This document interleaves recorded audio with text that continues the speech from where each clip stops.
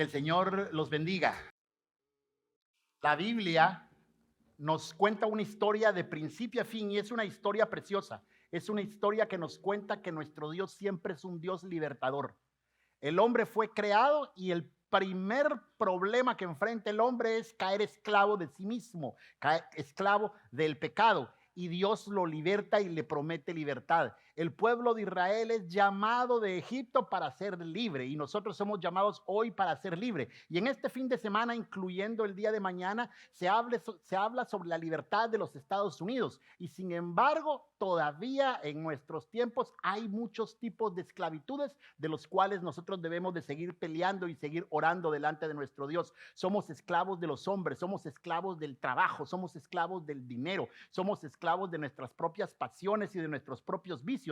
Y de todos esos la respuesta sigue siendo la misma que desde la creación. El único que nos puede traer libertad es nuestro Dios. Mañana, cuando algunos de ustedes abran sus hot dogs, sus pedazos de hamburguesas o lo que vayamos a hacer para celebrar o conmemorar este día, recordemos que hay una libertad más grande, más anhelada y que es la única que realmente importa, la libertad que da Cristo Jesús nuestro Señor.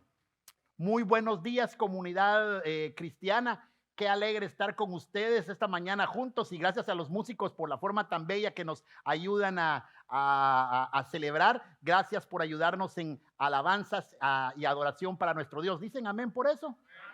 La semana pasada nos encontramos con nuestro personaje Nehemías llegando a Jerusalén para reconstruir las murallas. Sin embargo, antes de iniciar su labor, él hizo algo que muchas veces, por el ritmo de vida que llevamos aquí en Estados Unidos, no hacemos, hasta le llevamos, no nos damos el lujo, como que si eso fuera un lujo. Sin embargo, desde el inicio de la creación, Dios nos dio un patrón de trabajo, descanso. Vas a trabajar 6 días y vas a descansar un día de toda tu obra. Y eso fue lo que hizo Nehemías. Luego de haber descansado, él partió en una misión secreta para inspeccionar las ruinas de Jerusalén. Para él era necesario entender si el plan que había hecho, si lo que había planeado iba de acuerdo con la realidad. Y mencionamos también que aunque fuera una misión secreta, no era una misión en solitario, porque los seres humanos y mucho menos los cristianos, nosotros no fuimos creados para andar solos. No somos el llanero solitario. Los seres humanos nos necesitamos unos a otros. Y cuando insistimos en hacer las cosas solos, sin atrevernos a pedir ayuda o involucrar a otras personas, posiblemente solo estamos mostrando lo orgulloso que nosotros somos. Vimos también que los dotes del liderazgo de Nehemías fueron evidentes cuando en lugar de ponerse en un estrado así como decir yo soy más importante, se hizo parte del pueblo y él dijo nada más, él pudo haber dicho, vean el mal en que están. Y no había ningún problema porque estaban en mal, pero él prefirió decir vean el mal en que estamos. Y él se involucró para recordarnos una cosa también importante que la Biblia nos dice, que nos llama a ser empáticos, es decir, nos llama a ponernos en los pies de las demás personas, de identificarnos con los demás, de aprender a sentir lo que otras personas sienten. Y al final del sermón, la semana pasada, también dijimos que era muy importante que cualquier proyecto que nosotros emprendamos, cualquier proyecto, tal y como Nehemías nos dio a nosotros el ejemplo, lo más importante, lo primordial es asegurarnos de que Dios nos respalda. Porque si es Dios quien nos respalda a nosotros, no importan los problemas que vengan, porque por cierto van a venir problemas y van a venir problemas de adentro y van a venir problemas de afuera. Siempre vamos a poder responderle a las demás personas o a nosotros mismos. Esto lo haremos porque Dios está con nosotros. Ahora, para continuar el sermón en esta mañana, les voy a pedir que abra su Biblia en Nehemías capítulo 3. El sermón ocupa todo el capítulo, pero vamos a hacer una selección de versos, así que nos pueden seguir allá arriba. Dice así su palabra. Entonces, el sumo sacerdote Eliasib y los demás sacerdotes se dispusieron a reconstruir la puerta de las ovejas. La repararon hasta la torre de Amea y reconstruyeron la torre de Hananel con la ayuda de la gente de Jericó y de Zacur, hijo de Imri. Los descendientes de Sená reconstruyeron la puerta del pescado y revistieron de madera las puertas y les pusieron cerraduras y cerrojos. Y contaron con la ayuda de Meremot, el hijo de Urías y nieto de Cos, de Mesulam, el hijo de Berequías y nieto de Mesesabel, de Sadoc, hijo de Baná. Y a su lado estaban los tecoitas, aunque en la obra del Señor no se contó con la ayuda de los jefes del pueblo. A su lado estaba también Malatías el Gabaonita y Adón el Merononita, que venían de Gabaón y de Mizpá, pueblos que estaban bajo el dominio del gobernador de la ribera occidental del río Éufrates. Y también los ayudaron Uziel, hijo de Jaraías, que sabía trabajar la plata, y el perfumista Hananías, que reparaban la muralla de Jerusalén hasta su parte ancha. La puerta de la fuente fue reconstruida por Salum, hijo de Coljosé, que era gobernador de la región de Mizpá, y fue él quien recubrió de madera las puertas y quien les puso cerraduras y cerrojos. Además, reconstruyó la muralla del estanque de Siloé, que va hacia el huerto del rey y llegan a las escaleras que bajan de la ciudad de David. Le siguió Baruch, hijo de Sabai, que con mucho fervor restauró el tramo que va de la esquina hasta la puerta de la casa de Eliasib, el sumo sacerdote. Así dice la palabra el día de hoy. Oremos. Gracias, Padre, te damos en esta mañana porque podemos abrir tu palabra y podemos meditar en ella. Gracias porque creemos fervientemente lo que dice ella, que el Espíritu Santo es nuestro maestro, el que nos prepara esos tesoros para que nosotros, sus hijos, los descubramos, pero no solo para que los descubramos, sino para que los atesoremos en nuestro corazón y salgamos de aquí a vivir por tu palabra. Padre, hoy al entonces sentarnos alrededor de tu palabra, te pedimos que esto sea cierto, que entendamos tu palabra, que la guardemos en nuestra mente y en nuestro corazón y que al salir acá vivamos por ella.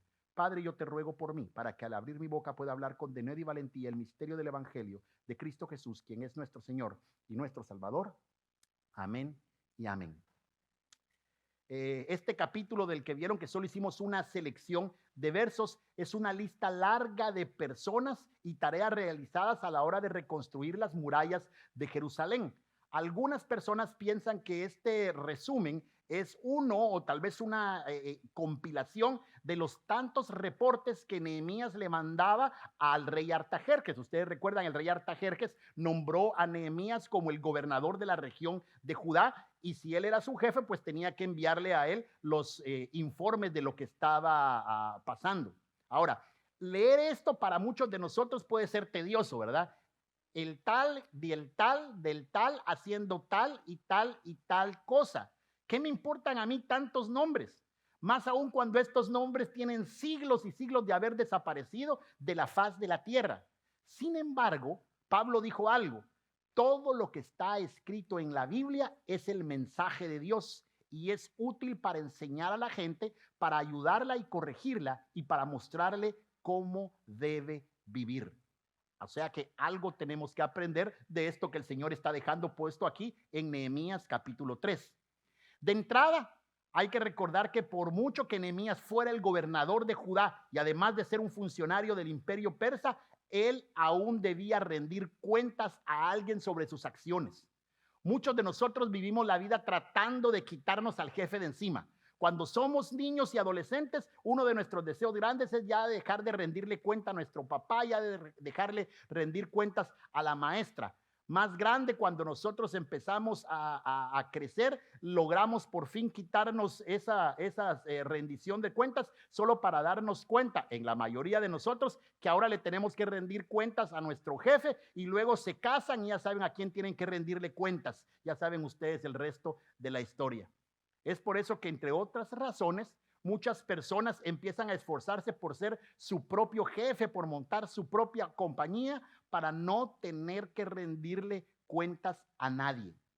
No estoy diciendo que eso sea malo, pero la mayoría de las personas que han conseguido éxito montando cualquier tipo de empresa o llevando cualquier proyecto conocen un principio del que Nehemías nos hace partícipes con este informe que envía al rey Artajerjes.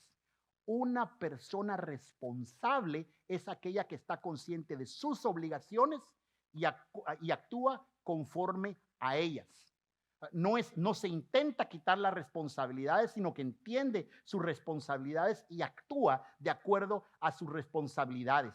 Nehemías sabía lo que tenía que hacer, entonces estaba actuando de acuerdo a lo que tenía que hacer. Él sabía ante quién era responsable, así que le rendía cuentas a esa persona. Él sabía que el rey lo había enviado, entonces le enviaba reportes al rey. Para que este principio sea fácil de cumplir, es necesario que exista claridad en la responsabilidad. Déjenme hacerles una preguntita o un ejemplo acá. Si sus hijos no tienen claro qué se espera de ellos, ¿cómo sabrán si van por buen camino? Si sus hijos no tienen claro a qué hora se tienen que despertar lunes, martes, miércoles, jueves o viernes, ¿cómo saben ellos si se están despertando a buena hora? Si sus hijos no les han dicho claramente que después de desayunar tienen que recoger sus platos y llevarlos al lugar, ¿cómo sabemos si están cumpliendo con lo que tienen que hacer? No hay peor cosa que tener un jefe que no puede poner claras las responsabilidades de sus empleados. Eso creo que todos los que hemos trabajado para alguien lo sabemos. Nehemías conocía el valor de la responsabilidad y por eso es que rendía cuentas al rey, pero también se preocupó para que el pueblo al que él estaba liderando tuviera también claras sus responsabilidades. Todos los que estaban allí, todos los que estaban en ese listado de actividades que estamos viendo y listado de personas, sabían lo que se esperaba de ellos, porque cada quien estaba ocupado construyendo la sección del muro que le correspondía. Nadie estaba a lo loco viendo qué hacía, todos sabían dónde tenían que construir. El cristiano debe aprender a ser una persona muy responsable, porque al fin de cuentas él entiende que todo lo que hace, a quien en última instancia debe su responsabilidad es a Dios. Pablo le dice a la iglesia de Colosas, todo lo que hagan, no algunas cosas, no solo las cosas que hacen en la iglesia o unas cuantas, todo lo que hagan, háganlo de corazón, como para el Señor y no para los hombres, sabiendo que del Señor recibirán la recompensa de la herencia. Oigan cómo termina este verso, es a Cristo el Señor a quien sirven, no solo acá, en todos lados, al que nosotros servimos es a Cristo el Señor. Entonces, si nosotros queremos hacer efectivo cualquier proyecto o cualquier sueño que nosotros queramos emprender, nosotros tenemos que aprender a tener responsabilidad. Bonita palabra, ¿verdad? Grandota palabra, responsabilidad. Y más sabiendo que a quien servimos es a Jesús, a nuestro Dios.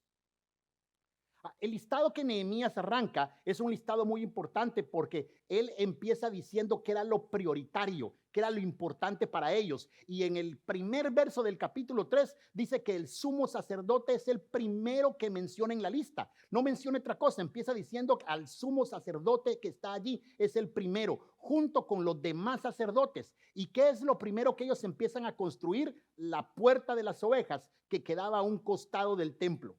Algunos piensan que la puerta de las ovejas era por donde pasaban todas las ovejas que iban a ser ofrecidas en sacrificio. Y entonces entendemos que las prioridades eran claras. La primera, lo primero es lo primero. Parece decir el pasaje, si hay algún lugar por donde hay que empezar a reconstruir la ciudad, es en la casa de Dios. La casa de Dios para ellos representaba la presencia de Dios en medio del pueblo de Israel, así que era una manera de decir, de anunciar que la relación con Dios y el pueblo de Israel era lo más importante. En el Nuevo Testamento Jesús hace un llamado similar. Jesús dice cuando está en el Sermón del Monte, por tanto busquen primeramente el reino de Dios y su justicia y todas las demás cosas les van a ser añadidas. Eso lo pueden buscar ustedes en el Sermón del Monte, en Mateo 5, 6, 7, específicamente en Mateo 6, 33. Este es un tema que se repite constantemente en los 3 sermones que hemos estado hablando ya anteriormente. A mí no me molesta decírselo, decía Pablo, y a mí tampoco. No me molesta repetírselos una y otra vez porque para ustedes es mejor. Si Dios no es lo principal en nuestras vidas, entonces el resto de lo que nosotros hagamos no tiene mayor sentido. tratar de agradar a Dios, vivir para agradar a Dios, vivir para intentar con nuestra vida glorificar el nombre de Dios es lo más importante que podemos hacer en nuestra vida. Si esa no es nuestra meta principal, si ese es nuestro sueño principal, es ese. El resto de nuestros sueños no tiene sentido. Debemos buscar agradar a Dios con todo. Y segundo, Raymond Brown en su comentario dice que de un líder espiritual se esperan más que palabras. Y los sacerdotes del pueblo lo estaban demostrando, porque ellos fueron los primeros en poner manos a la obra. Los sacerdotes estaban predicando con el ejemplo. No se pararon solamente encima del estrado y empezaron a decir, hagan esto, hagan aquello, sino que se arremangaron las camisas, se movieron para arriba y empezaron a trabajar.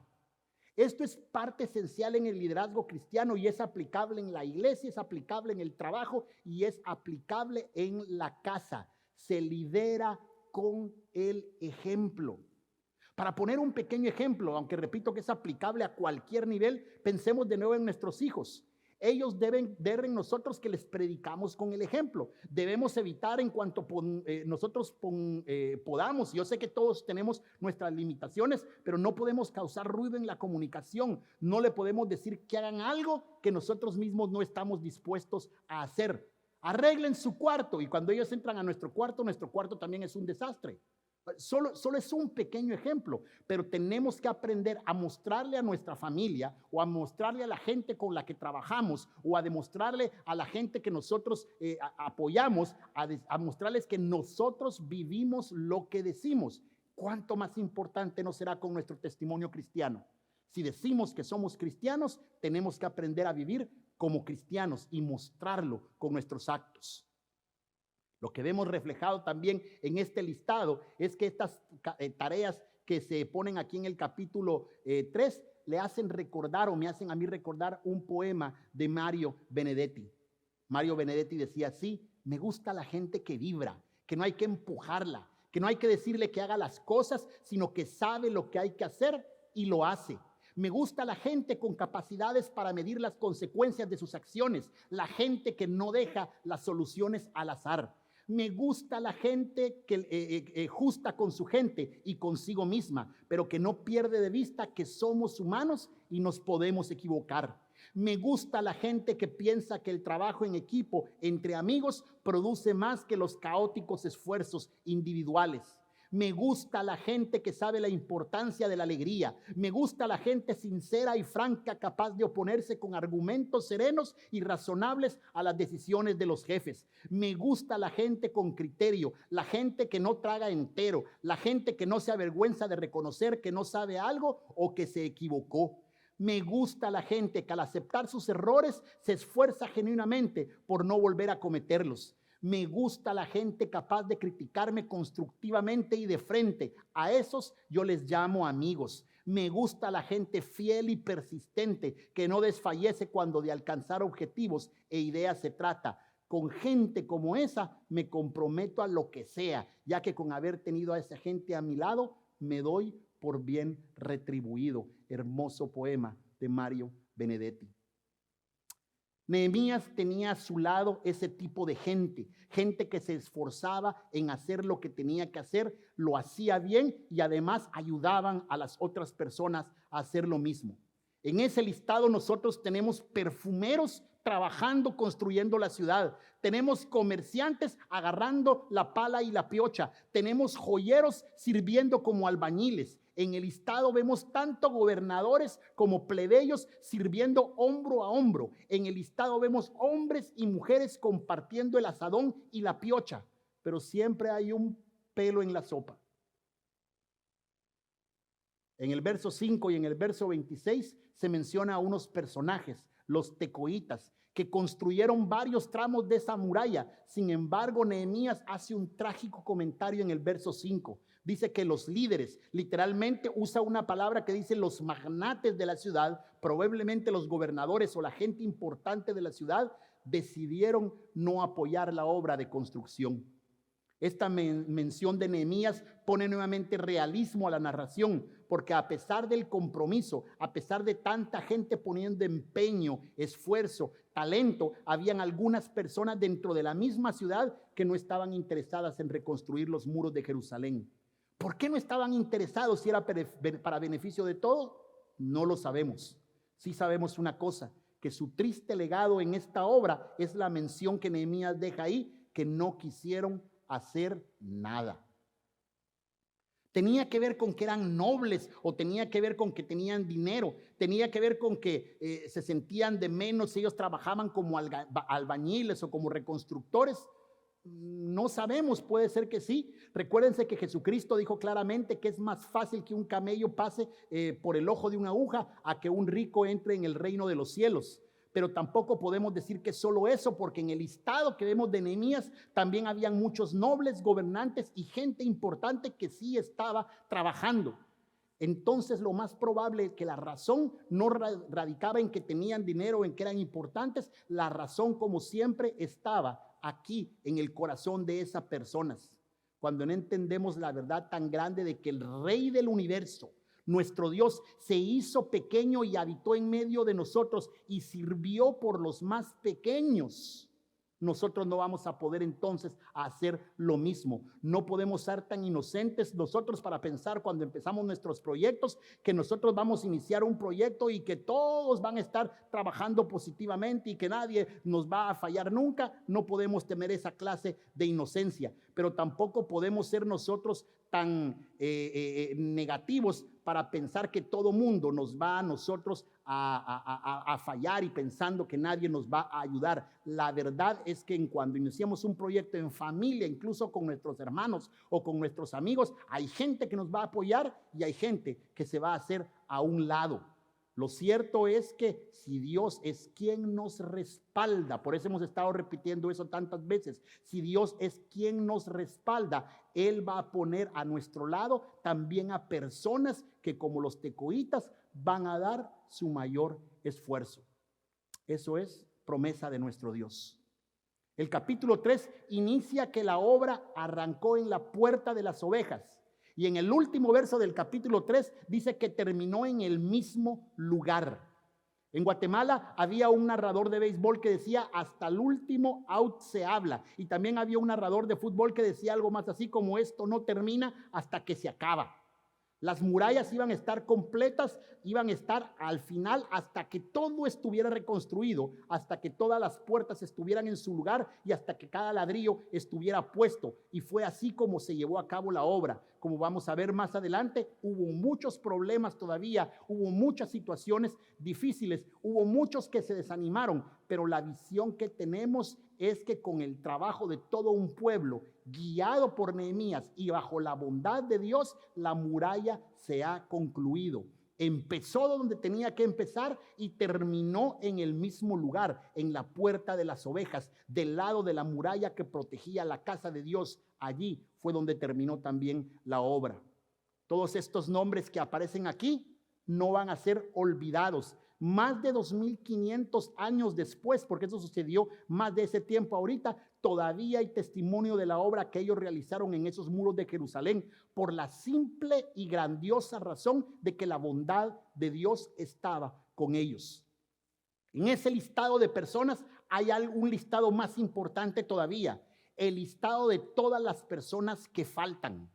Hay varias menciones de personas que solo dice el pueblo, la gente, los de tal ciudad, los de tal lugar, pero no hay un solo nombre. Pero aunque sus nombres no aparecen más en este escrito de Nehemías, lo que ellos hicieron, es decir, la construcción que ellos realizaron, aún permanece allá en Jerusalén.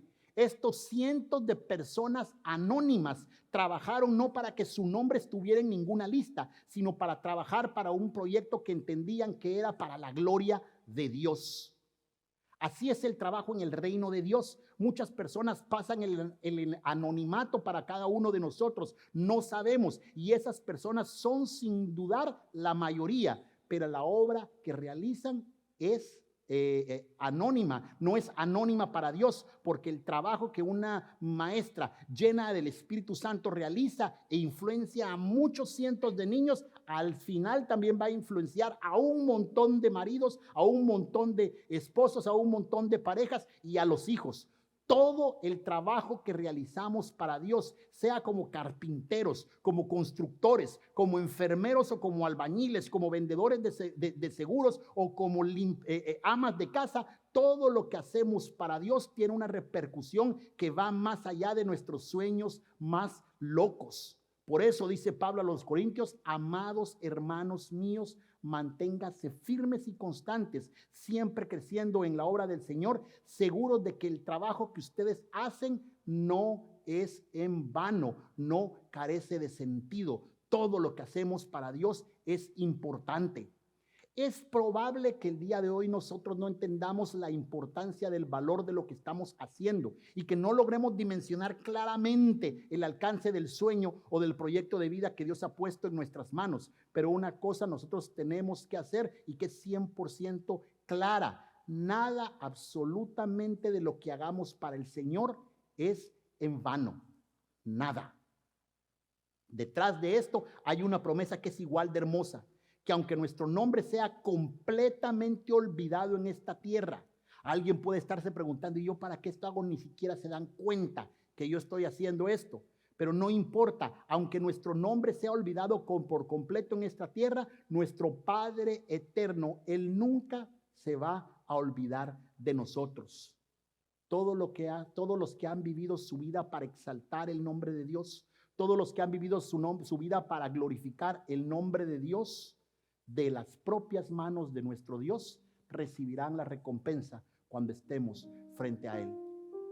Es una hermosura entonces hoy pararnos entre este testimonio de listas que están ahí y de tareas que están allí y que nosotros vemos y quiénes son, saber que Dios sí sabe quién son ellos y saber que ellos trabajaron para la obra de Dios, y 2500, 3000 años después, ahí está todavía la obra que ellos hicieron, como testimonio de que lo que se hace para Dios nunca es en vano. Yo los invito a ustedes hoy en esta tarde ya, que si usted todavía no está seguro para quién trabaja, ni está seguro cuál es su lugar en este mundo, yo se lo digo muy fácil: usted puede trabajar para el mejor de los jefes, nuestro Dios. Y usted puede tener claro qué es lo que Dios quiere de usted: misericordia, justicia. Eso es lo que Él espera de usted, que usted viva una vida recta, una vida buena, y para eso necesita acercarse, romper esa barrera que hay en medio entre Dios y los hombres, que se llama pecado. Y para romper eso no hay nada que nosotros hagamos, ya lo hizo Cristo Jesús, como lo vamos a recordar hoy en la Santa Cena. Cristo Jesús ya hizo todo lo que tenía que hacer al romper su cuerpo por nosotros en la cruz del Calvario. Nos acercó Él de nuevo a nuestro Dios, y hoy nosotros podemos decir: hoy entiendo para qué es mi vida: para agradecer, para glorificar al que molió su cuerpo en la cruz para darme libertad y libertad del pecado. Oremos, y mientras oramos, yo les voy a pedir que por favor tengan un momento de reflexión. En un rato nosotros vamos a tener la Santa Cena, y a esta mesa están invitados absolutamente todos los que creen que Jesucristo es el Señor de señores y que lo han invitado a que sea su Señor. Si usted nunca ha hecho y ni ha tomado la decisión de decirle: Padre Santo, tú eres mi Señor, hoy es el momento. Ahí en silencio, en su corazón, dígale: Padre, tú eres mi Señor, tú eres mi Señor. Perdóname mis pecados, límpiame de toda mi maldad. Déjame vivir solamente para ti.